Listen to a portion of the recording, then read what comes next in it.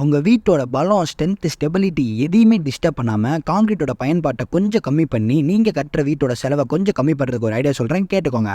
நீங்கள் உங்கள் வீட்டுக்கு எத்தனை ஃப்ளோர் கட்டினாலும் மொட்டை மாடியில் இருக்கிற பேரப்பட் சவருக்கு எந்த லோடு ஆக்ட் ஆக போகிறதில்ல.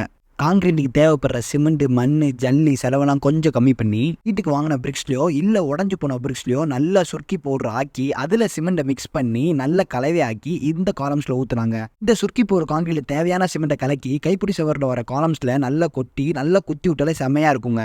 மொட்டமாடியில் கைப்பிடி சவர் மட்டத்துக்கு இருக்கிற காலம்ஸ்க்குலாம் இந்த சுருக்கி போகிற காங்கிரீட்டை யூஸ் பண்ணி, மற்றபடி எலிவேஷனுக்கோ இல்லை வாட்டர் டேங்க்லாம் நீங்கள் ஜல்லி காங்கிரீட்டே யூஸ் பண்ணிடுங்க. இந்த வாட்டர் டேங்க்லாம் அதிகமாக லோடு இருக்கும், அதனால் அங்கே ஜல்லி காங்கிரீட் யூஸ் பண்ணுங்கள். மற்ற இடத்துல லோடு இல்லாத இடத்துல இதை யூஸ் பண்ணுங்கள். சுருக்கி போகிற காங்கிரீட் செலவும் கம்மி. அதே போல் நீங்கள் 4 பிள்ளை மேலேயும் கட்டடம் ஏற்றணும்னா இதை நீங்கள் உடச்சி விட்டு அப்படியே கம்பி கட்டி நீங்கள் கட்டடம் ஏற்றிக்கலாம். கன்ஸ்ட்ரக்ஷன் கண்டென்ட்டுக்கு நம்ம பேஜை ஃபாலோ பண்ணுங்கள். இந்த வீடியோலாம் உங்கள் ஃப்ரெண்ட்ஸ்க்கு ஷேர் பண்ணுங்கள்.